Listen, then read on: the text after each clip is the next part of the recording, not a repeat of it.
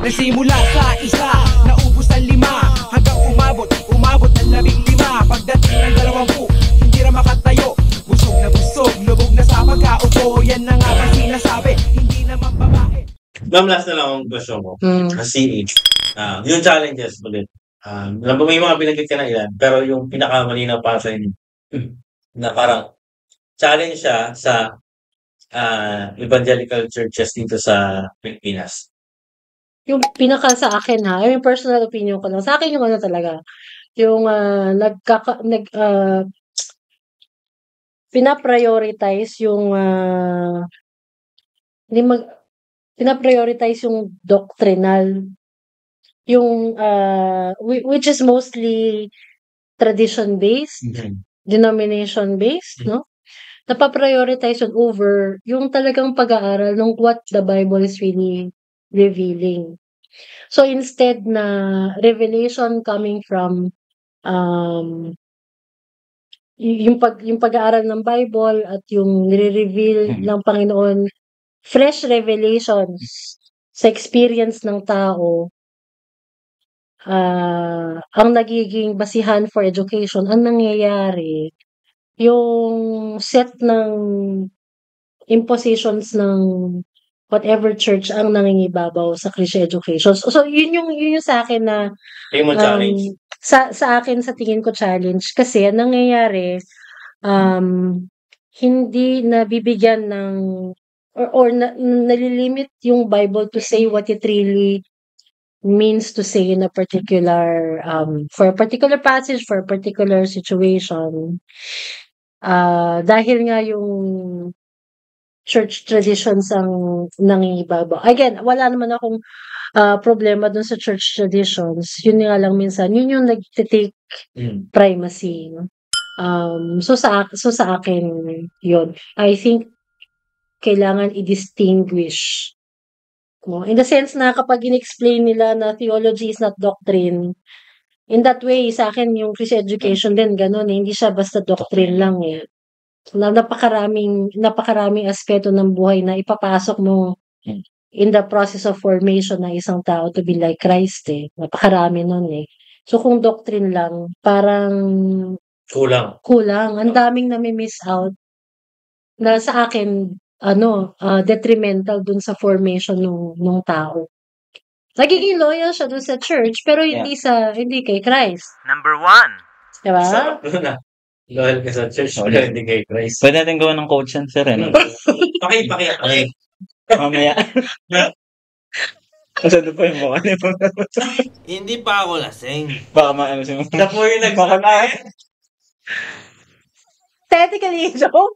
Hindi ganun eh. Pero ang ganda po nun. Pero yun ang ayaw natin eh. Ewan ko lang. Or siguro, rin kasi ako, galing ako sa sitwasyon na parang, hindi ako jaded sa church ko. Pero hindi rin ako bulag sa problema ng masyadong institutional yung faith. Kasi hindi siya parang kapag masyadong institutional ang faith at yung expression ng faith, parang nalilimit yung sincerity niya. Sa akin yun lang yung akin. Kasi nandun na sa institution. Yes. Ba't kaya nasa lang, ma'am? Tapos kaya tingnan mo. Yeah. Ilan ang magkakaibang institution na evangelical? So kung ang loyalty mo nasa institution mo, ibig sabihin, di ka kasama dun sa iba. Ba't pa tayo magkakalat naman tayo Kristiyano eh? Kaya minsan nagkakaroon ng, hindi ako ganyan. Ibang church yan. May division, no? Or parang pag lumipat ka sa ganitong church, hindi ka na Kristiyano. So, ngayon, ang gusto ng mga nasa church, ibalik yung taong yun sa church niya. So, nangyari para tayo nagka-cannibalize ng member ng bawat isa. Pero, at the expense of really true fellowship, which is talagang, tanggalin nyo na lang yung mga, pare-pareho naman tayong Kristiyano, hindi pare-pareho tayong magtulungan at magturoan at, magpalakasan. It doesn't matter kung anong denomination yan, naniniwala yan kay Jesus Christ, diba? Ang Holy Spirit nasa kanya. Tapos, so parang, yun na isa siguro parang ron, na side effect.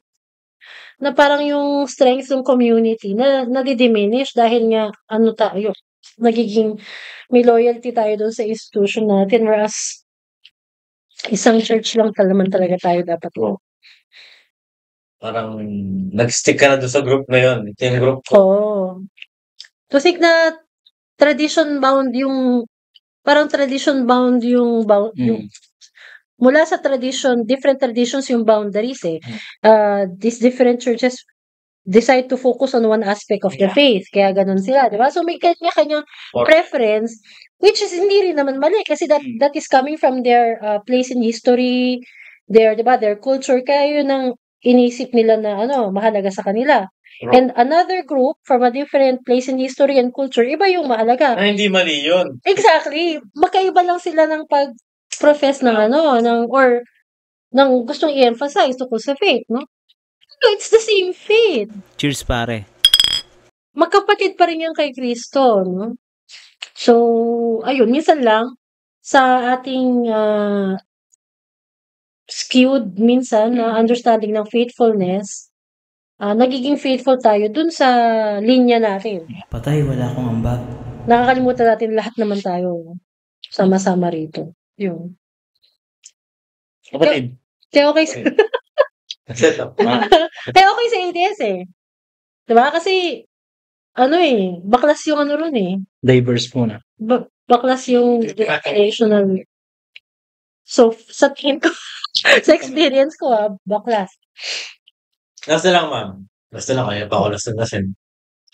Ba't kaya mas napaprioritize yung doctrinal na sinasabi nyo kaysa sa yung scripture o yung CE formation? Malakas talagang hugot. Malakas siguro talaga ang power ng tradition. Tradition? Oo, malakas talaga siya. Kasi may staying power yun eh. Lalo na kung yun ang kasi nagiging nagiging normative siya na parang ganito mo nagkakaroon ng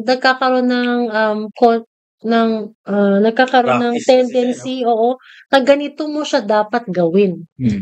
So yung tinatawag na kung ano yung matuwid na ididikit dun sa practice, hindi dun sa value, parang gano'n, no? Hindi doon sa prinsipyo, pero doon sa practice.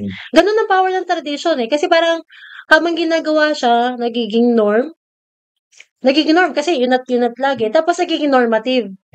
Ibig sabihin, pag humiwalay ka na ron, parang may mali ka na. Pero actually, hindi naman yung ganun nagsimula. So, yung adherence minsan sa doctrine or sa denominational practice, it takes that form. Nag-start siya as parang sinimula, nakasanayan, naging norm. Tapos pagdating na panahon, naging normative. In the sense na, hindi ka na pwedeng humiwalay. Pag humiwalay ka, magpaliwanag ka sa pulis. Parang gano'n. No? Magpaliwanag ka sa prosinto, ba't ka humihiwalay? So, tawag ka ni Epe. Parang gano'n. And it takes and that usually takes a long time, like generations. Generations. So parang, kung babaguhin mo yun, sabihin lahat ng ginawa ng mga pabaguhin. So kaya nagiging may idea kayo, ma'am, kung paano ma-break ang tradition? Hindi kailangan i-break yung tradition, no? Ang point is parang kailangan lang ma-reclaim yung primacy ng let's say ethics, pakikipagkapwa-tao, pagrespeto sa iba. Kailangan lang ma-reclaim na yun muna. Tingnan muna natin yung greatest commission kasi yung sa story. Ethics, greatest commission yun eh. Jesus nagsabi. Patayin mo kapatid. Joke lang. Pero diba? Hindi, yun na nga. Nangyayari yan. Pero diba sinabi niya, love your God, love your neighbor. The two greatest commandments. Love your God, love your neighbor. Sabihin, may sasagot tayo kay pastor. Diba? Mayroong So, nga babalik ka ngayon sa critical thinking. Kasi yung pastor mo, pag yan na sinabi, kung critical thinker ka, wait lang, pastor. Pero ito sinabi rin to eh. Diba? So, babalik tayo. So, kung meron tayong gustong ibenta dito sa mga taong simbahan is yung pagiging critical thinking.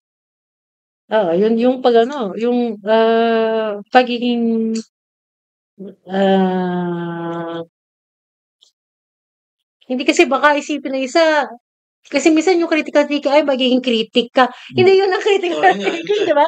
Hindi, it's really about um paano ba to? Critical thinking is really parang determining kung yung pinapa-absorb sa'yo ay tama bang ma-absorb mo. In the sense na meron kang sariling values at prinsipyo. So, iwe-weigh mo yun Mm. dun sa alam mong values at prinsipyo bago mo siyang tapos ipa-process mo yun bago mo siya sasabihin or Ilabas. ilalabas or ifa-follow. So, in that sense, yung formation mo ay from the inside out. Mm. Hindi ginagaya mo lang yung sa iba. Yun, ang trabaho ng Kiss Education is to ensure na yung tao, habang ginagawa niya yun, equip siya ng, guidelines na faithful. So, kung ano yung sinasabi ng Bible, sa kung ano yung tinuro ni Jesus. So, yung critical thinking is not itself the main thing eh. Pero yun yung proseso na dapat masuportahan, no, ng tamang background information, ng tamang parang tools na alam ng tao. So, as an educator, you guide the thinking process and you also help the person build yung mga anong kailangan niya inventory of knowledge para ma-fuel yung yung thinking process na yun. Yun. So, lahat ng yun. Mali ka muna. Hindi naman magtatanong. Tapos ka lang away eh. Kaya ano lang po yun, parang, siguro yun nga yung way na para maputol yung tradition siguro. Parang dapat okay din na magkaroon ng re-evaluation. Oo. Okay kaya itong ginagawa natin, nakakaligdaanan ba natin mga mahalaga para dun sa mga para at least na lagi nilang na-re-review kung yun pa rin yung nasa top na pinapa-prioritize. Tsaka wag pigilan yung mga nagki-critical thinking. Oo, yung mga Nagtatanong. nagko-question din. Oo, yun Wag din. i-rebuke na, dapat pastor ako, tagal ko na rito, ba't di mo na kinagusto yung ginagawa ko? Oo. Perfect na ako pag mga ganito, di ba? Sa edad kong to, tsaka sa tagal ko dito, at this point, I'm perfect na dapat. I'm beyond question na. So, Alam dapat, mo, totoo. May yung, ganun nga, no? yeah. So, dapat, yung text mo, diretso sa akin yan. Pastor, reverend. Reverend. Dapat, Kulang ka ng respeto, bro. kulang ka. I fall short of your glorious pastor. Pastor, Reverend, Doctor, Reverend. Bishop. Yeah. Ayun na, malungkot kasi may ganun pala. Kaya pinalungkot ka namin na. Hindi ko Kaya, kami po. Alala mo kayo. Ma'am, baka may gusto ko lang sabihin about CE, Christian Education. Nare-realize ko lang na parang tuhog-tuhog siya eh. No? Yung Christian Education, yung theology, Connect. biblical studies, tuhog talaga siya. Hindi mo siya maiiwasan na hindi touch. No? Nag-experience ko rin yan kasi nung nagtuturo ako ng Christian Education dun sa seminary namin, principles of CE yun eh. So, hindi, as much as possible kasi ayoko sanang i-touch yung theology. Mm-hmm. Kasi nga baka may masabi ako na na Babae ka whatever. pa naman. Or, no? ha? Babae ka pa naman, no? Bawal pa naman. Uy, hindi namin yun. Totoo ka dyan. Totoo ka dyan.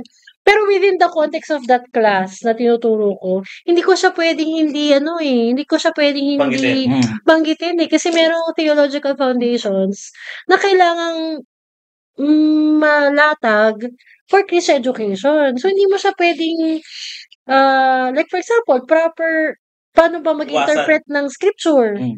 Like biblical studies, hindi mo pwedeng hindi ipasok yun eh. Kasi alam mo namang anong interpretation mo siya, kung ano lang basa mo, anong feel mo. Diba, bubuksan mo yung Bible, tapos tuturong mo yung daliri mo, yun ang basis mo for that, hindi, diba? So, tuhog-tuhog talaga siya. So, kaya rin, mas maganda na hindi rin silos. Yung CE, yung theology, hindi rin sa silos. Dapat, kasi siya And siguro i-qualify ko rin na yung formation, hindi rin siya silang. Kasama rin dun ng theology, kasama rin ng biblical studies. So, kailangan ano rin, interdisciplinary. Yun.